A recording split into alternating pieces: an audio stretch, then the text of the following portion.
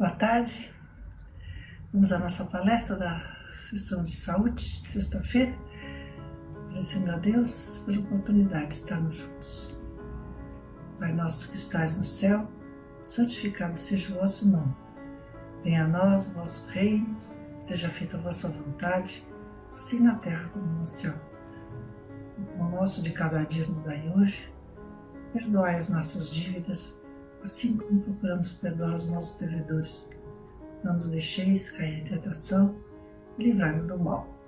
Graças a Deus e graças a Jesus. Então vamos falar hoje sobre a questão de se estar preparado para a cura, tanto o médium quanto o paciente. Muitas vezes, quando a cura não acontece, quando ela não dá certo, culpa-se o médium, é um charlatão, não estava sintonizado com os bons espíritos, as pessoas falam. Mas temos que entender que muitas vezes não é o momento para que se dê a cura. Pode ser que o paciente não tenha fé suficiente, ou precise dos padecimentos da doença, para burilar o seu espírito, ter tempo para suas reflexões, verificar a consciência, se arrepender e se propor a melhorar sinceramente. Então vamos ver o que o Evangelho nos diz a respeito do preparo do doente. No capítulo Coletânea de Preces do Evangelho segundo o Espiritismo diz, as doenças pertencem às provas e às vicissitudes da vida terrena. São inerentes à grosseria da nossa natureza material e à inferioridade do mundo que habitamos. As paixões e os excessos de toda espécie, por sua vez, criam em nossos organismos condições malsãs, frequentemente transmissíveis pela hereditariedade. É necessário, pois, que nos resignemos a sofrer as consequências do meio em que nos situa a nossa inferioridade, até que nos façamos dignos de uma transferência, ou seja, que possamos evoluir para um mundo melhor. Isso não deve nos impedir de lutar para melhorar nossa situação atual, Já falamos sobre isso. Deus não nos dá as condições de melhoria à toa, a gente tem que aproveitá-las, Mas, se apesar dos nossos esforços não pudermos fazê-lo, o Espiritismo nos ensina a suportar com resignação os nossos males passageiros.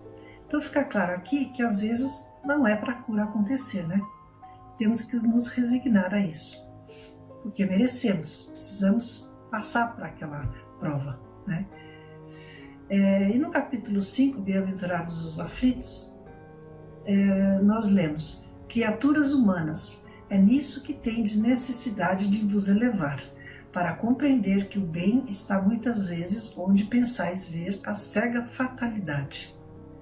Então a doença às vezes a gente acha que é uma fatalidade, Mas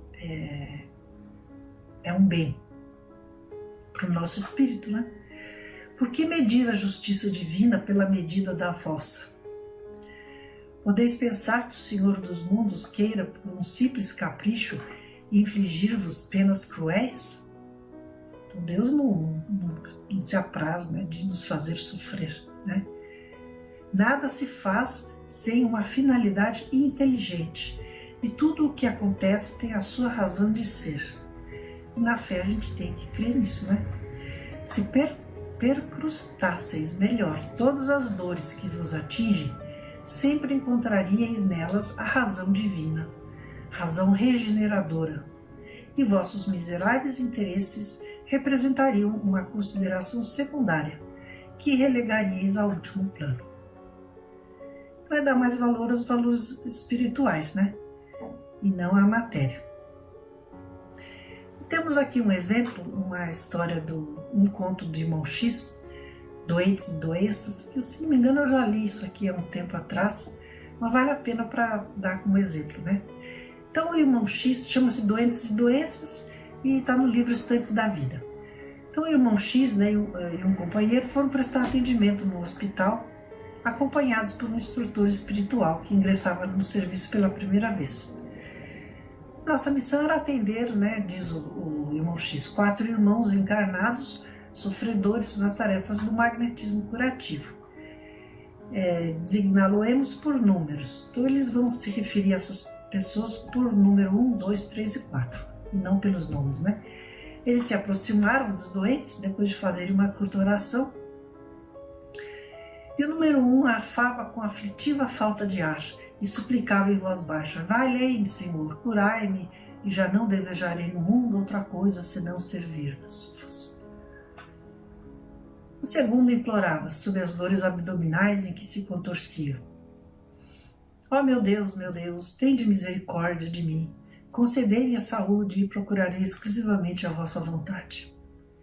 O terceiro, o número 3, mal aguentando tremenda cólica renal, rogava: piedade, Jesus, salvai-me, tenho mulher e 4 filhos, salvai-me, prometo ser-vos fiel até a morte.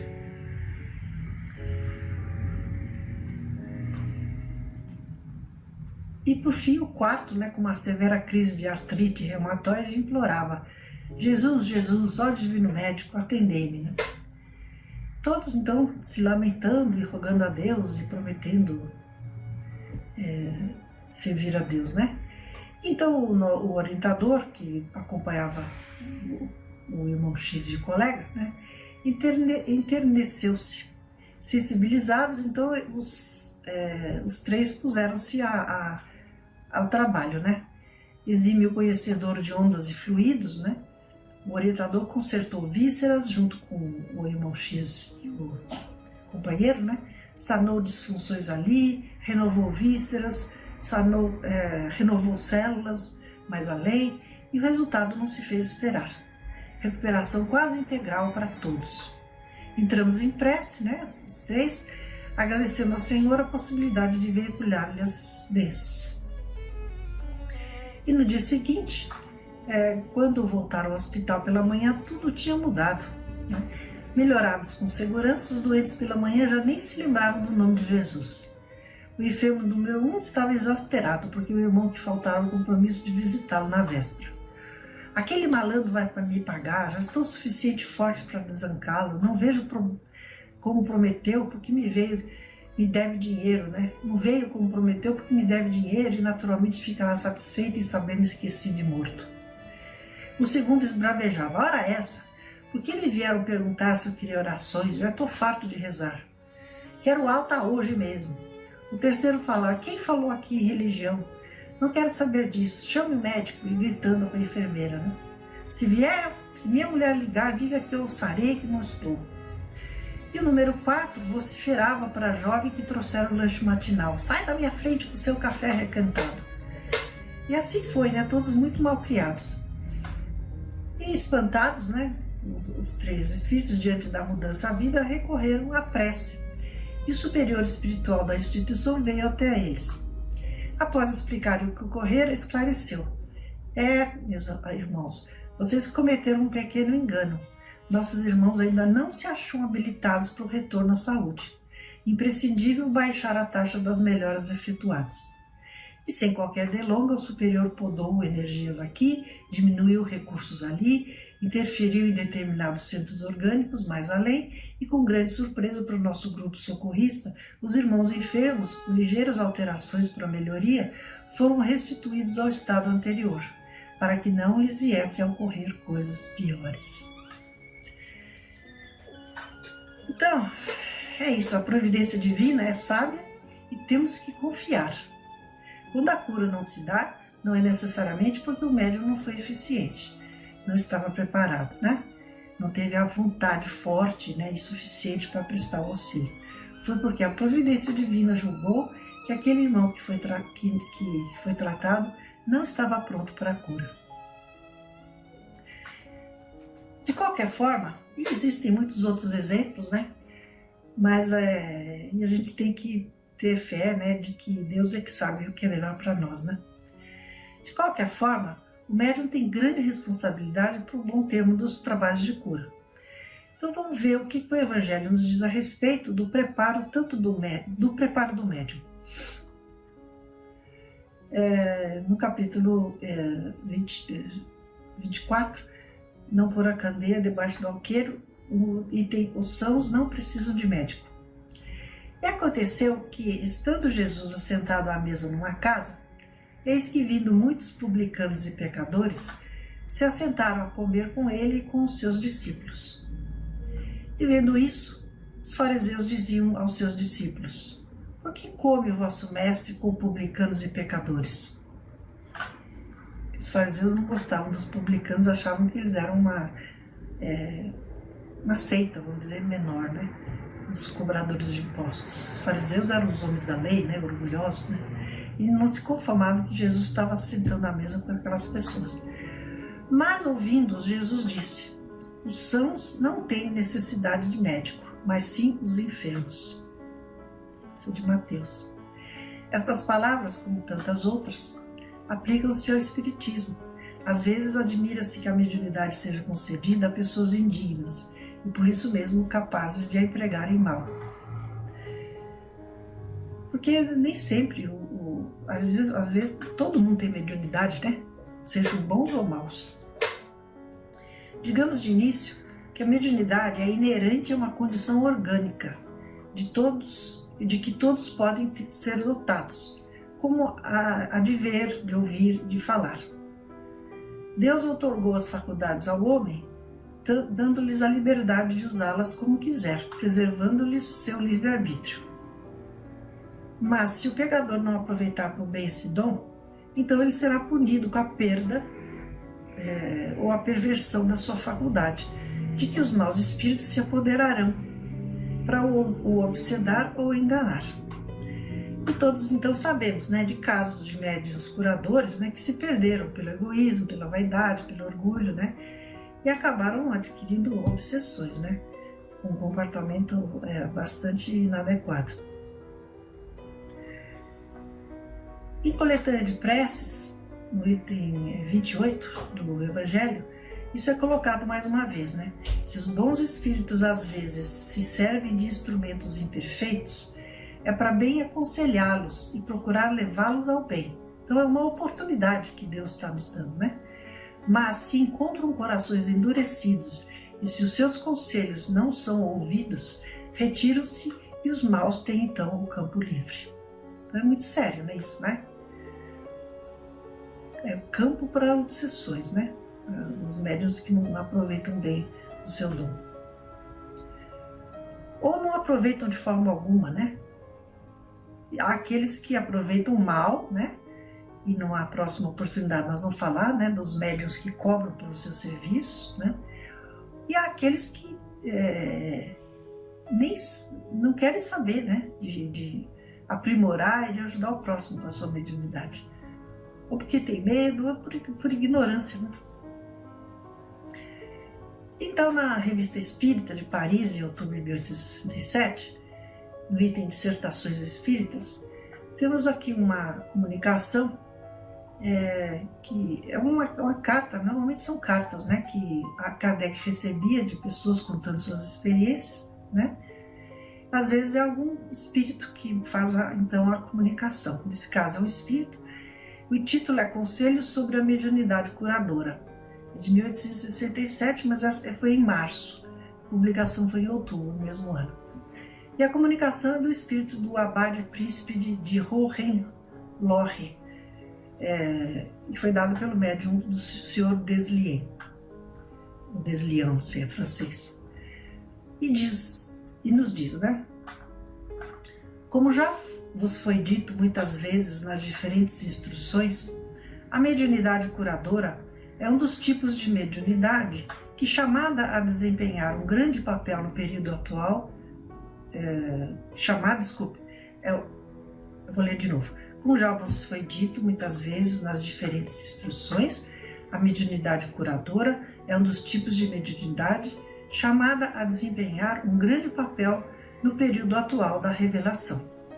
Ela coopera com muita força na regeneração da humanidade e na fusão de todas as crenças numa crença única, tolerante, progressiva e universal, que será, se Deus quiser, o futuro de todas as religiões condensadas numa só. Então o médium tem um papel muito importante nesse processo, né?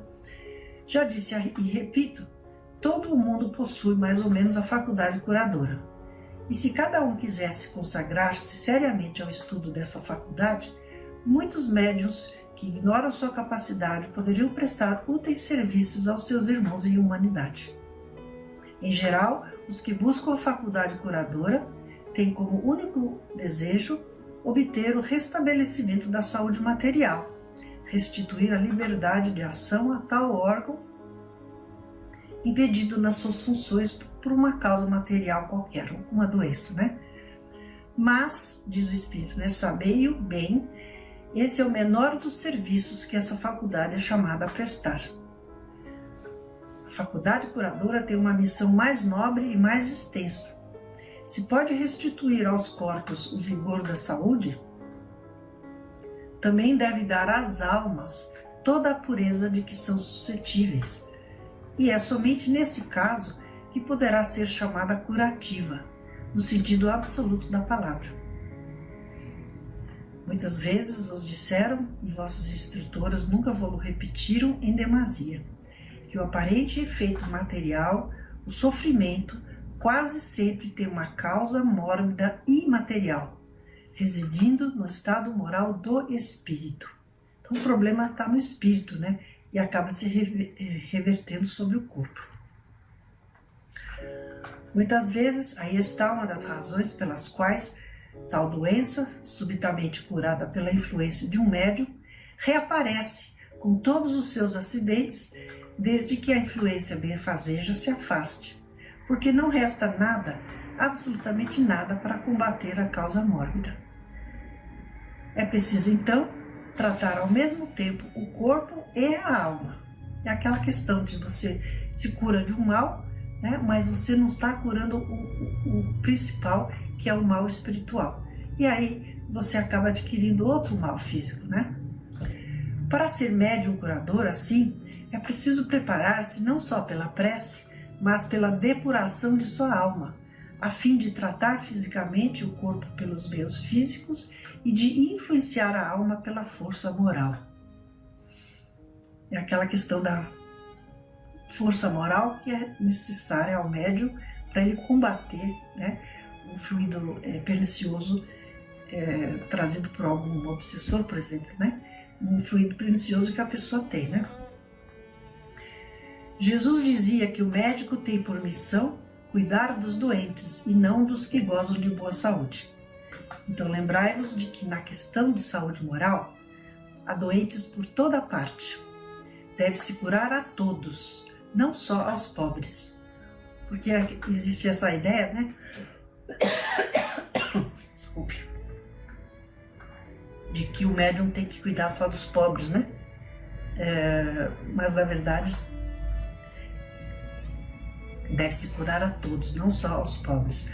O dever do médico é ir a toda parte onde o seu socorro é necessário. Então, todos temos problemas espirituais, né?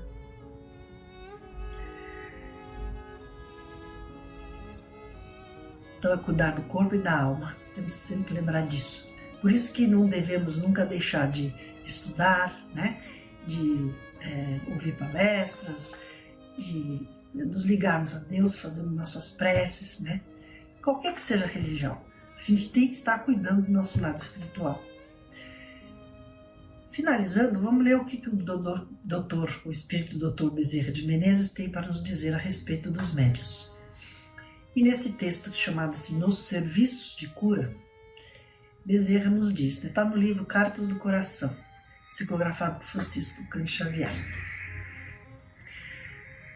Não basta rogar ajuda para si, é indispensável o auxílio aos outros. Não vale a revelação de humildade na indefinida repetição dos pedidos de socorro. É preciso não reincidirmos nas faltas. Não há grande mérito em solicitarmos perdão diariamente. É necessário desculparmos com sinceridade as ofensas alheias. A gente está sempre pedindo perdão para nós, né? E será que a gente está perdoando o próximo também? Não há segurança definitiva para nós se apenas fazemos luz na residência dos vizinhos. É imprescindível acendê-la no próprio coração. Então você não pode estar só dando luz ao próximo, você tem que ter luz em você. É aquela questão de você se cuidar primeiro, se fortalecer para poder ajudar o próximo, né?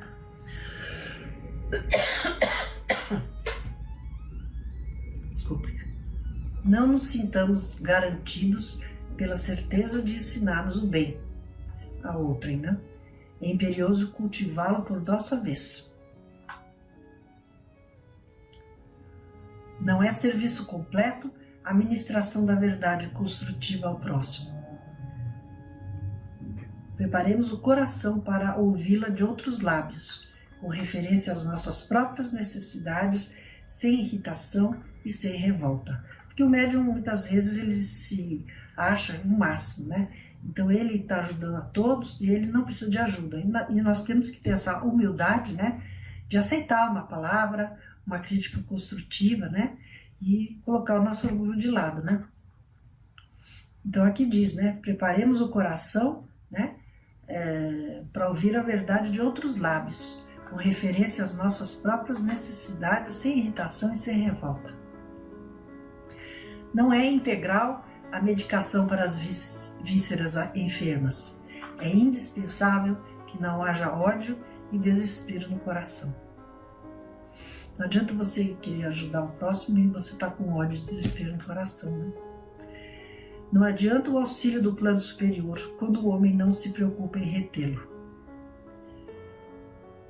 Antes de tudo, é preciso purificar o vaso humano para que se não perca a essência divina.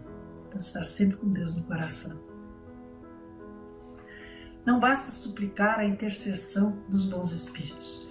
Convençamo-nos de que a nossa renovação para o bem, por Jesus, é sagrado e impositivo da vida. A todo instante, né?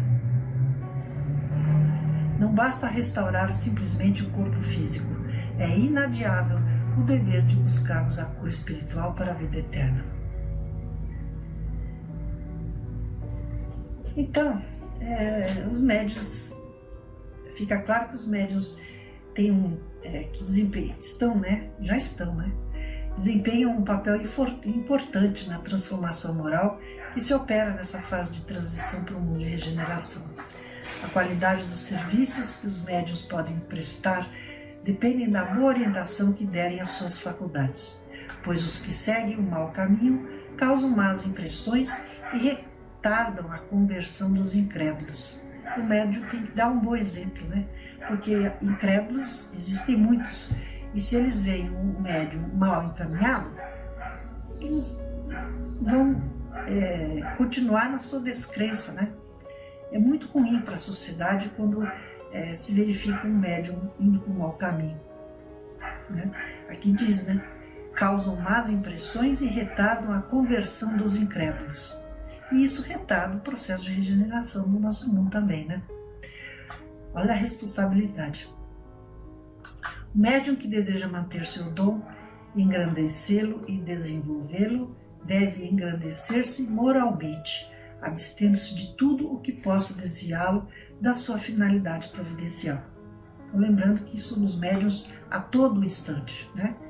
Então, a gente tem que estar sempre com essa consciência dessa responsabilidade, né? Abstendo-nos de tudo que possa nos desviar da finalidade providencial. Lembrando que todos somos médiuns, né? E aqueles que já se propõem especificamente a serem médiuns curadores têm essa responsabilidade maior ainda, né? Então, oremos aos médiuns para que eles se mantenham no bom caminho, no mais profundo desejo de auxiliar ao próximo, resistindo às tentações do egoísmo, da vaidade e do orgulho, perante o exemplo do amor que Jesus tem por todos nós. E oremos também a todos os que sofrem, sejam por males do corpo ou do espírito, por calamidades, por guerras, por conflitos. Pai nosso que estais no céu, santificado seja o vosso nome. Venha a nós o vosso reino, seja feita a vossa vontade, assim na terra como no céu. O nosso de cada dia nos dai hoje, perdoai as nossas dívidas, Senhor, assim como procuramos perdoar aos nossos devedores. Não nos deixeis cair em tentação e livrai-nos do mal. Graças a Deus e graças a Jesus. Obrigada, fiquem bem até semana que vem.